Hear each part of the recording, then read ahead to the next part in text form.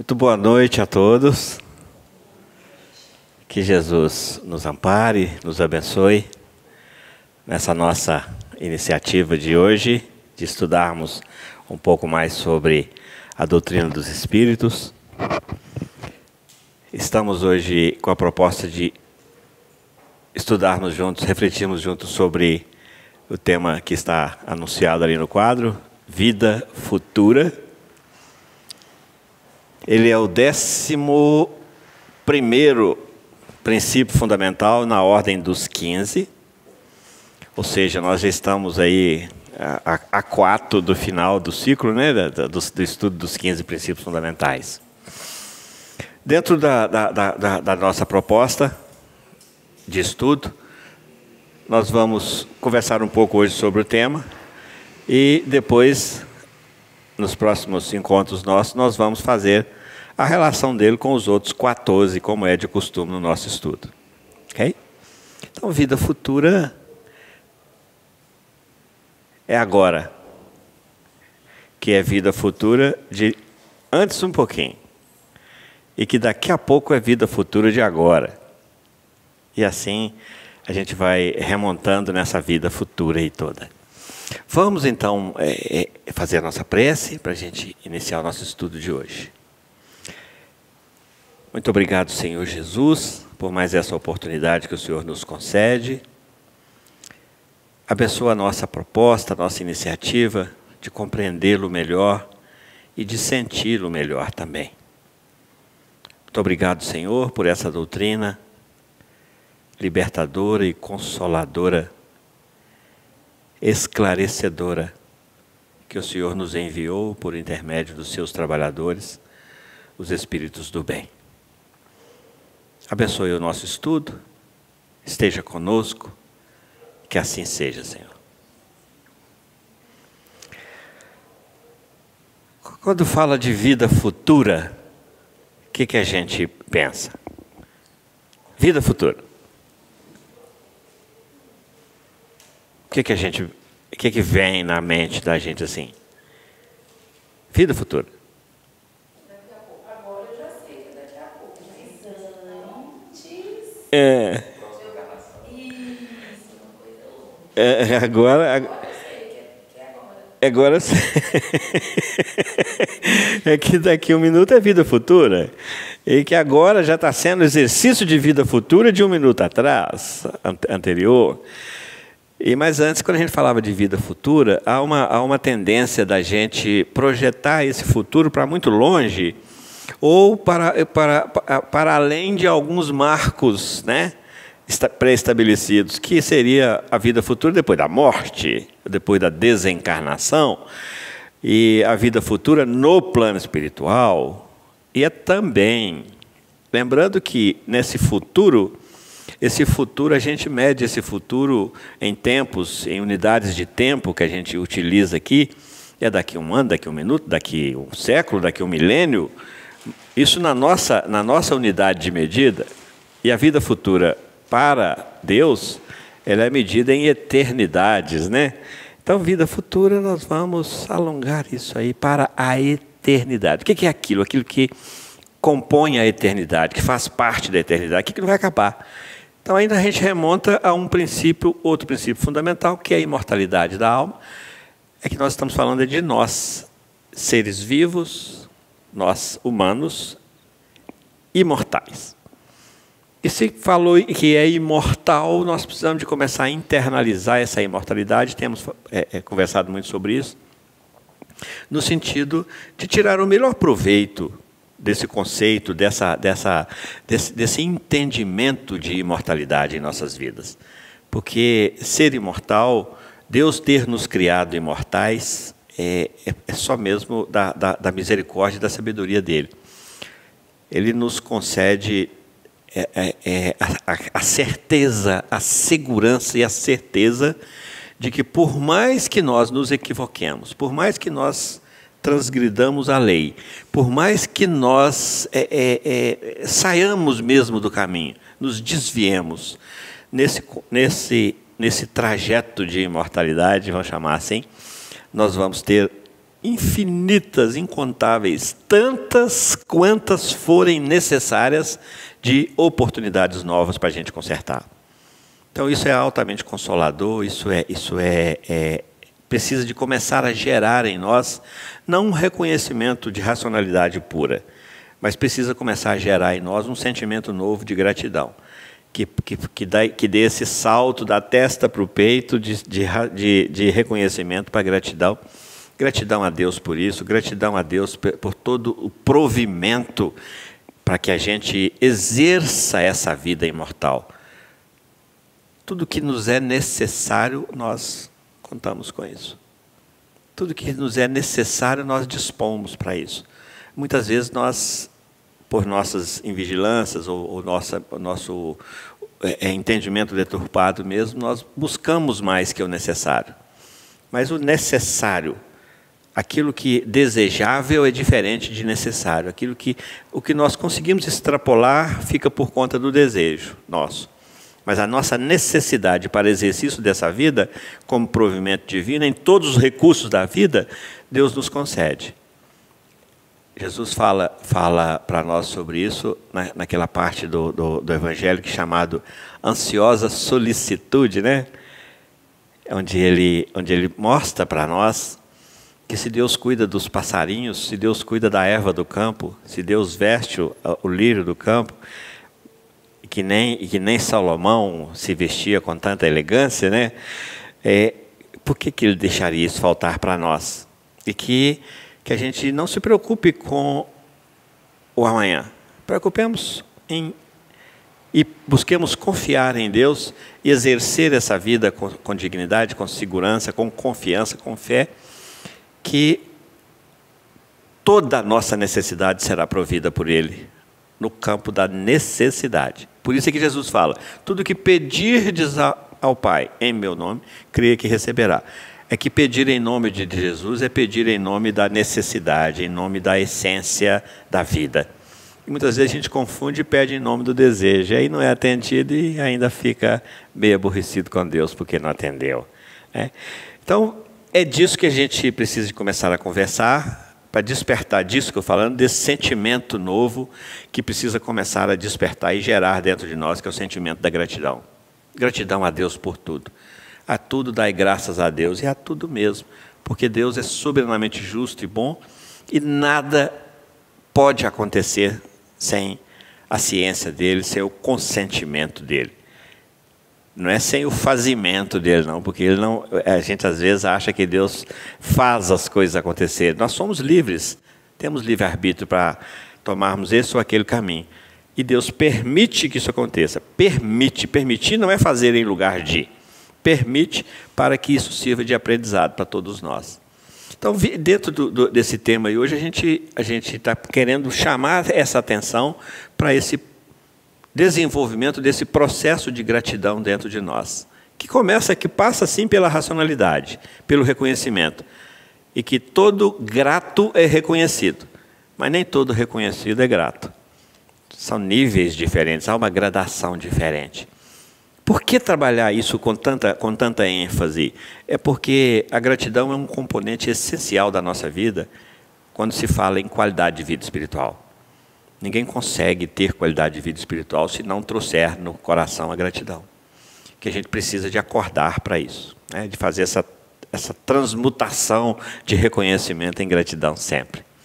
Então, vida futura, como nós já estamos conversando, futuro é daqui a pouco. E qual a relação de vida futura conosco hoje no campo do entendimento? O Espiritismo vem trazer para nós algumas respostas há indagações que nós andamos fazendo pela vida fora em todos os tempos, e nós temos acompanhado isso. Quem que nós somos espíritos, de onde nós viemos do plano espiritual, é a nossa pátria natal, é o nosso habitat natural, é de lá que nós somos, estamos aqui em viagem, estamos aqui em passagem. O que nós estamos fazendo aqui? Temos conversado muito sobre isso.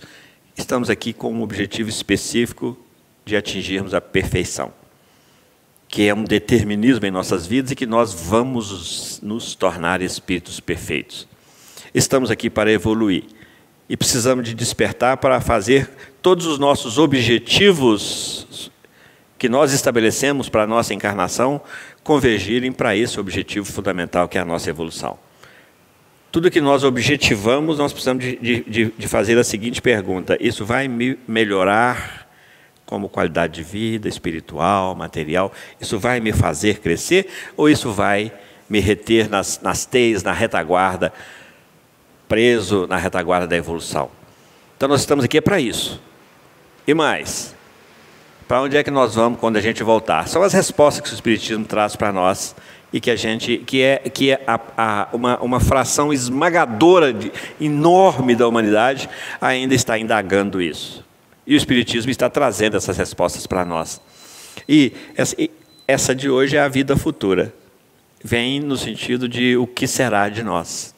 O que vai ser de nós após essa viagem aqui, o retorno, e como é que a gente vai ser recebido lá de lá?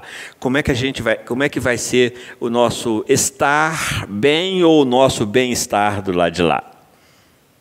Como é que eu vou chegar do lado de lá? Com que cara eu vou chegar do lado de lá com tudo isso que eu estou fazendo aqui? Com que consciência eu vou chegar do lado de lá, com base na forma como estou me comportando aqui? E para a gente não ficar dando muita asa, muita corda ao imaginativo, nós precisamos de pegar uma referência bem palpável. Porque nesse imaginativo que nós transitamos nele até então, nós temos entrado por portas muito ilusórias, portas muito que nos levam por caminhos, por áreas, por locais muito incoerentes com a soberana justiça e misericórdia de Deus. Nesse imaginativo nosso, nós imaginamos, criamos céus, criamos infernos, criamos purgatórios, criamos limbos, criamos. E que a gente precisa de trazer para o campo da racionalidade, da coerência com essa soberana justiça e bondade de Deus, o nosso futuro. Porque Deus é Pai e Ele quer e programou e estabeleceu para nós, para cada um de nós, o melhor, como cada pai deseja o melhor para os seus filhos. E a gente, às vezes, começa a viajar, né? Começa a dar muita asa à imaginação e fica criando locais ao invés de estados. Então, o Espiritismo nos tira desse entendimento do inferno e do céu e do purgatório como locais pré-estabelecidos e traz cada um de nós para aquilo que nós somos, seres pensantes e sentientes, e que com essa sensibilidade nós vamos nos sentir ou no verdadeiro céu ou no verdadeiro inferno, independentemente de onde nós estivermos. Então o céu e o inferno deixam de ser locais geográficos, físicos, como nós imaginávamos, local de sofrimento ou de gozo, que a gente não tem um critério muito bem estabelecido para usufruir disso, dentro da crença que nós já tínhamos, e que hoje os Espíritos trazem para nós de uma forma muito clara, muito racional, o que será de nós na vida futura. Como é que eu vou chegar do lado de lá? O que eu preciso de vigiar aqui? O que eu preciso de fazer aqui para me programar para voltar e estar bem do lado de lá? E os Espíritos estabelecem isso no capítulo 7 da primeira parte. Quando a gente for olhar o céu e o inferno, ele é dividido em duas partes. Então tem o capítulo 7 da primeira parte e o capítulo 7 da segunda parte. Então esse está na primeira parte, que é o Código Penal da Vida Futura, em que os Espíritos estabelecem para nós em 33 artigos, 33 itens, artigos, nesse código, e que vai clareando o nosso entendimento para que a gente consiga fazer projeções mais reais, mais próximas da realidade, daquilo que vai nos acontecer lá. Por que mais próximo da realidade? Porque é condizente, é coerente com a soberana justiça e misericórdia de Deus. É coerente, é claro, é cristalino, é fruto da fé que passou pelo crivo da racionalidade. Uma das bandeiras do Espiritismo é a fé raciocinada. Então, nós precisamos de começar a acordar para essa necessidade de repensarmos os padrões da nossa fé. Porque a nossa fé, muitas vezes, oscila, e oscila porque a nossa maneira de estabelecê-la também oscila. E os pontos nos quais nós assentamos essa fé não é uma pedra, uma rocha, é uma areia, e ela balança com os vendavais. Que são os vendavais? Nós estamos vivendo vendavais e mais vendavais nos últimos tempos. Nessa última semana, agora que nós entramos nela hoje, aliás, ontem, né, que é o primeiro dia, domingo, né, da semana, nessa última semana do ano do mês de outubro, nós vamos entrar num temporal energético que a gente já está sentindo os efeitos dele aí. Eu imagino que não tem ninguém nesse momento que não esteja sentindo os efeitos dessa energia, desse vendaval energético que nós estamos submetidos a ele por causa das eleições, por causa do jogo de forças que está acontecendo nas eleições. E o Espiritismo, com as informações que eles nos trazem, ele nos instrumentaliza muito para que a gente passe por esse vendaval sem que o barco balance tanto. O barco da nossa mente, da nossa consciência, o barco da nossa, nós barcos, né? Que a gente na verdade é um barco aí nesse mar aberto que é a vida. Então é disso que a gente precisa de começar a pensar e mais uma vez agradecer a Deus por estar nos concedendo recursos novos, informações novas, para que a gente não sofra tanto nesses momentos, nesses vendavais. Então, observemos que essa semana nós precisamos e temos condições de colaborar para que isso seja amenizado com o nosso padrão vibracional, com a nossa postura íntima, com a vigilância dos nossos sentidos, com a vigilância dos nossos pensamentos, do nosso sentimento e principalmente com a vigilância do nosso verbo, para que a gente não perca a condição de ajudar e não entre na condição de necessitar ser ajudado. É fundamental que a gente se estabeleça assim, porque a cada deslize que a gente comete pela vida fora, nesse campo, a gente vai perdendo aos poucos a condição de ajudar. E nós somos colaboradores de Deus. Sim, cada um de nós o é. É o apóstolo Paulo que fala isso. Cada um de nós é colaborador de Deus. Somos trabalhadores de Deus. E nós trabalhamos com aquilo que é a nossa essência como espírito que nós somos. Com o que pensamos e com o que sentimos. Como podeis definir espírito? São os seres inteligentes que povoam o universo. Então, essas rajadas de energia que nós estamos recebendo, e é inimaginável que alguém esteja tão sensível que não esteja recebendo essas energias nos últimos tempos, principalmente nos últimos dias, são fruto de vibrações. E que nós precisamos de entrar com a nossa colaboração, com a nossa vigilância, com o nosso equilíbrio, com a nossa sustentação, com a base de sustentação que nós temos tido através do Evangelho e da luz do Espiritismo sobre as páginas desse Evangelho em nossa vida, né? Então aqui tem o Código Penal da Vida Futura que trabalha conosco, que faz uma projeção para nós, conosco, do que nós podemos esperar na vida futura. Como são 33 artigos, e nós ficaremos o resto do ano aqui, ou talvez da eternidade, estudando eles, se a gente for estudar dependendo da profundidade, né? Então, a gente vai trabalhar alguns, só para chamar a nossa atenção, ficando a cargo de cada um de nós, fazer um estudo mais completo do livro O Céu e o Inferno, que é o 5º livro das obras básicas, das 5 obras básicas de Kardec, e que está no capítulo 7 da primeira parte. Vamos ao primeiro. Como é que eu vou chegar do lado de lá? Como é que vai estar a minha consciência nessa vida futura? Como é que eu vou chegar do lado de lá? Como é que eu vou me sentir? O que vai ser esperado de mim? O que vai ser cobrado de mim? Não por Deus ou pelos anjos ou pelos amigos espirituais. Não. O que vai ser cobrado de mim pela minha consciência? Pelo meu sacerdote. Quem que é o meu sacerdote? A minha consciência. Que me fiscaliza, que me examina O sacerdote é aquele que tinha aquela responsabilidade de examinar os leprosos e todos os outros lá na época. Por isso os 10 leprosos são encaminhados para o sacerdote. Como é que eu vou chegar do lado de lá? Hein, Lu? Né? Ah, menina sabida, gente. A alma, olha o primeiro artigo. A alma ou espírito, alma ou espírito. A alma encarnada, o espírito encarnado.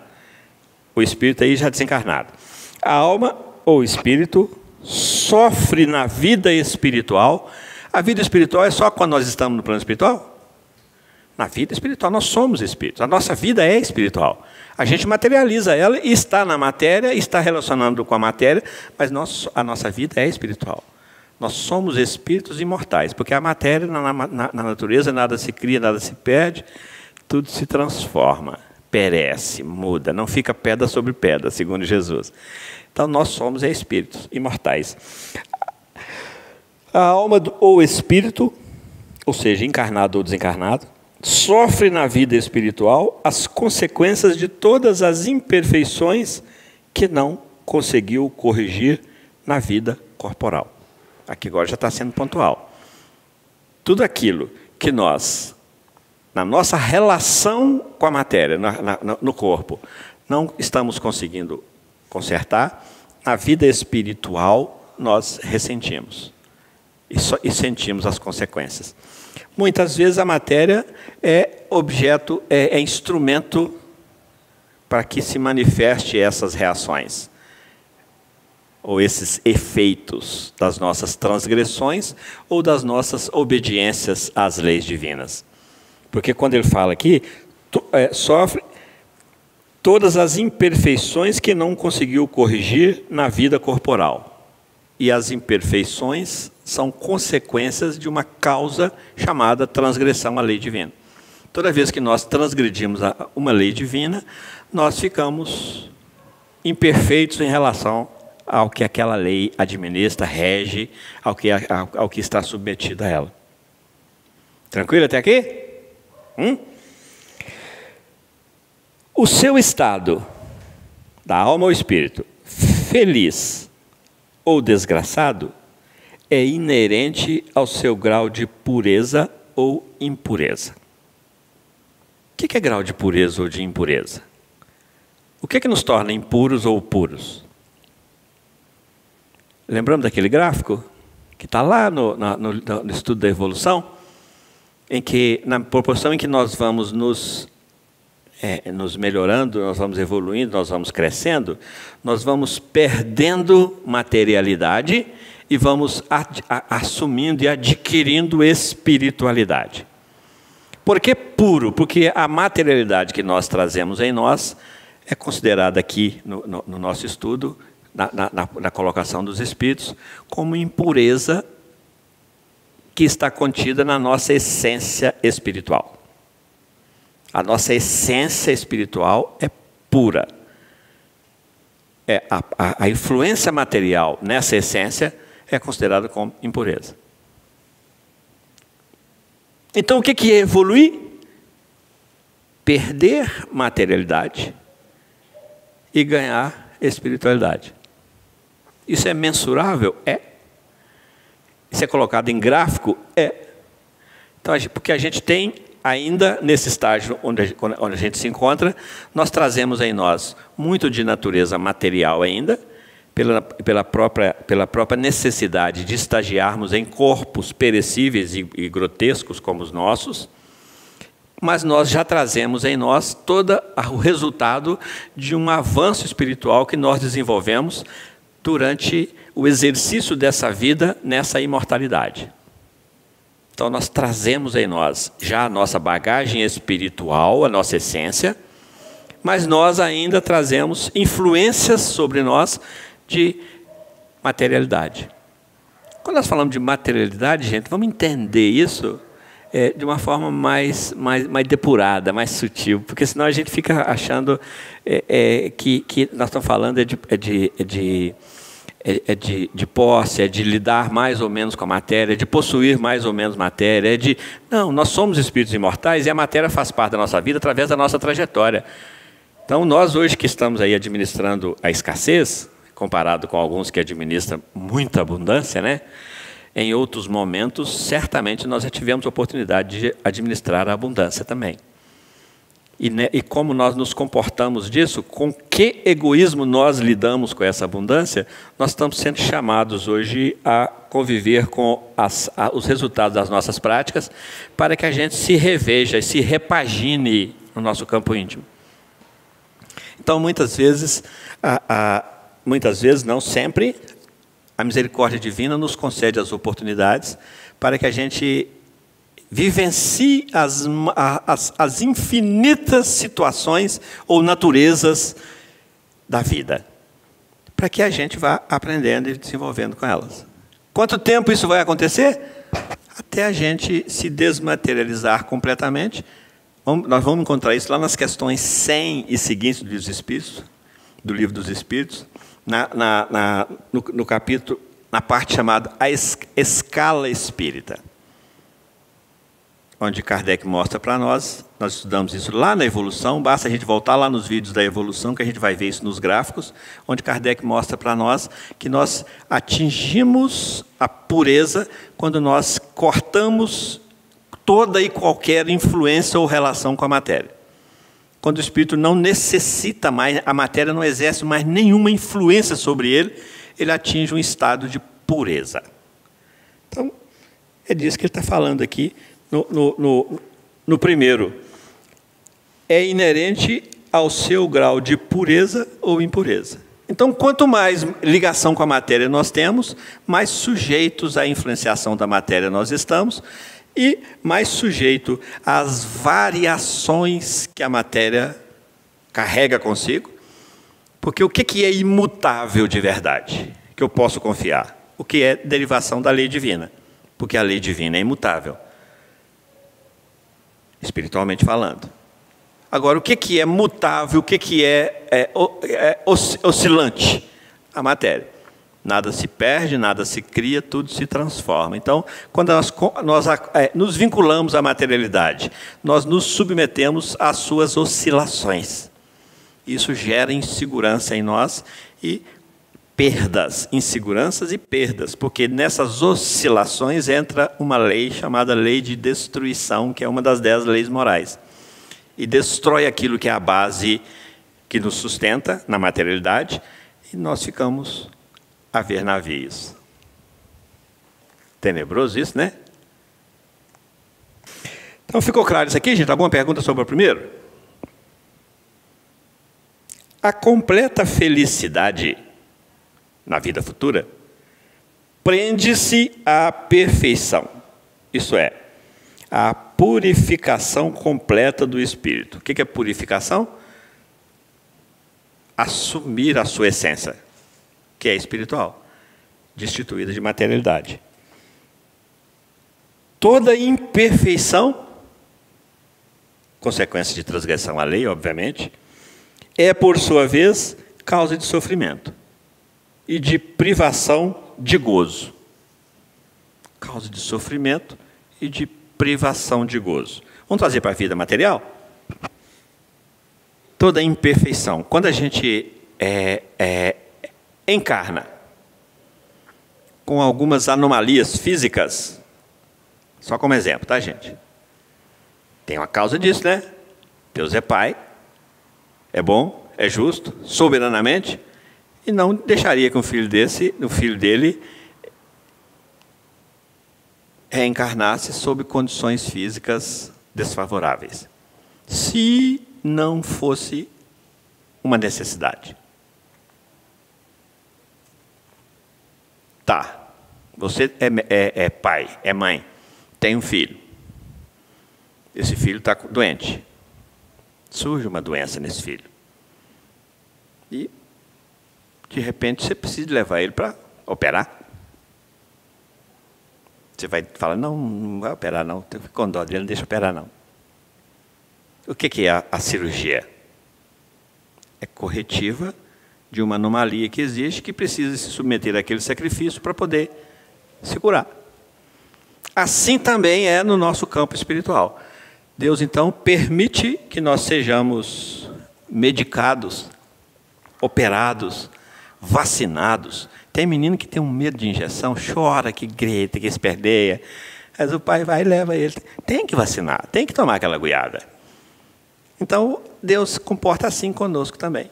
Estamos usando uma figura assim, bem simples, assim, bem pueril mesmo, que é para a gente entender isso de uma vez por todas. Porque muitas vezes a gente se rebela ou se revolta e entra num processo de inaceitação daquilo que é uma necessidade espiritual para nós, que são, segundo Emmanuel,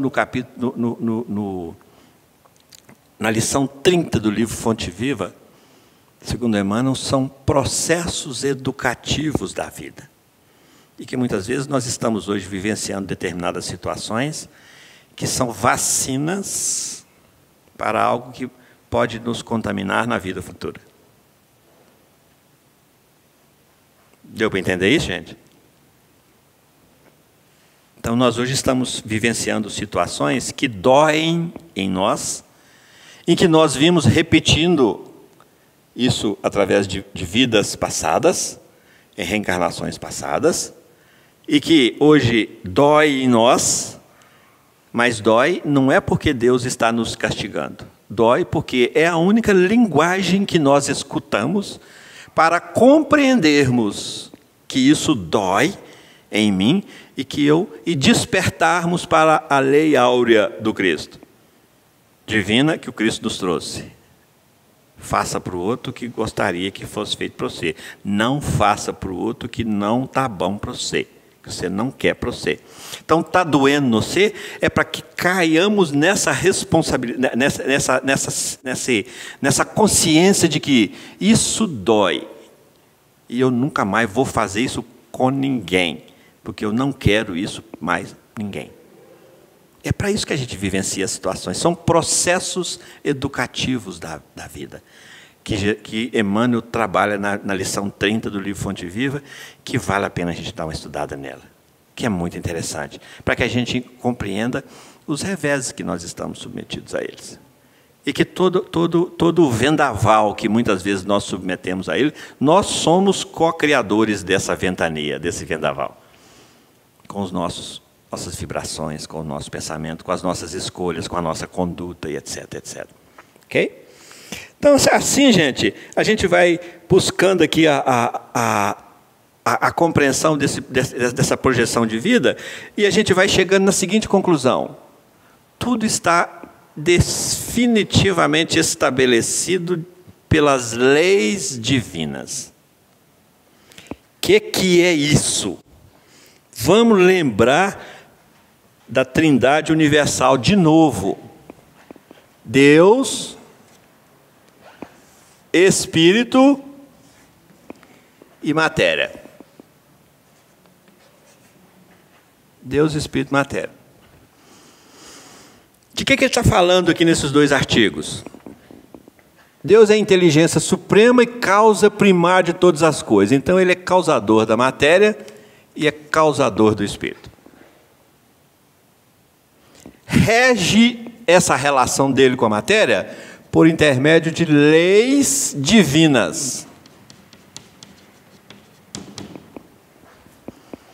Rege essa relação entre ele e os espíritos por intermédio de leis divinas. Leis divinas têm características muito específicas. São justas, boas, eternas, imutáveis, universais, porque lei divina não é lei para a Terra, nem para o Brasil. É lei divina para o universo, porque Deus é Deus do universo. Então, ela tem características muito específicas. E que a gente às vezes escuta falar assim: para Deus nada é impossível. Qual a veracidade dessa expressão?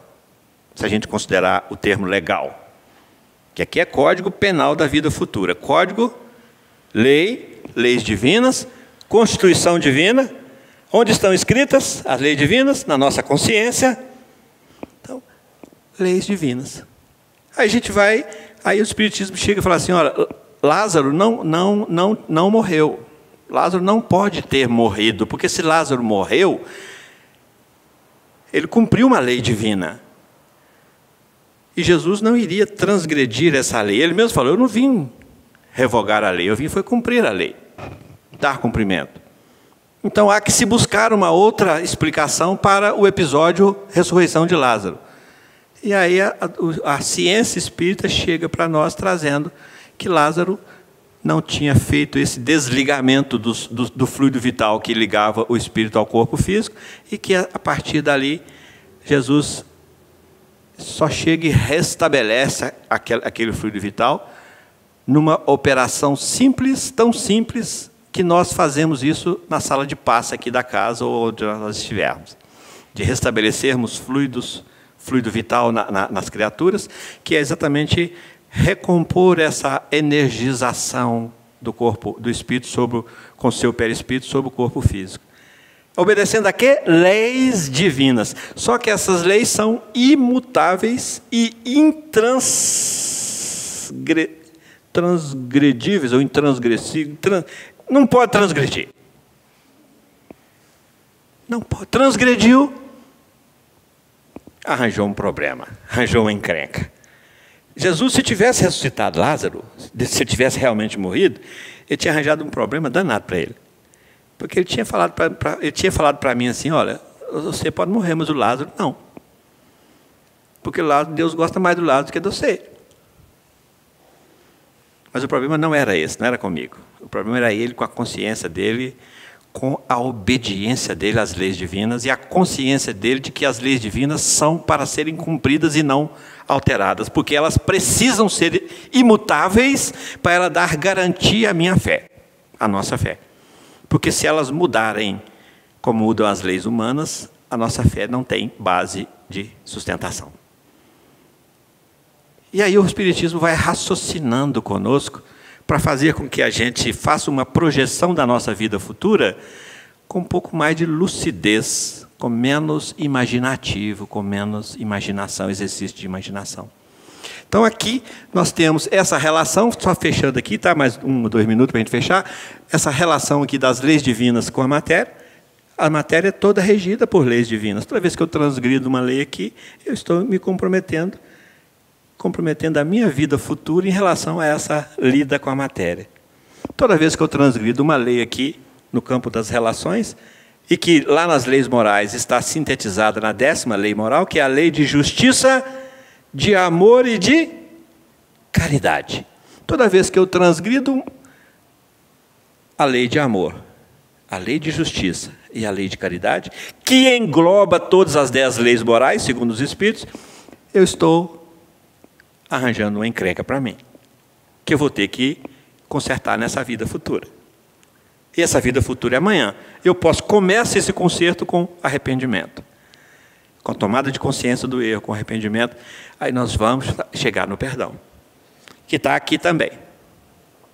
Nós vamos fazer uma interrupção petitinha aqui para a gente fazer o ajuste, e daqui a pouco nós voltamos, tá? Até já.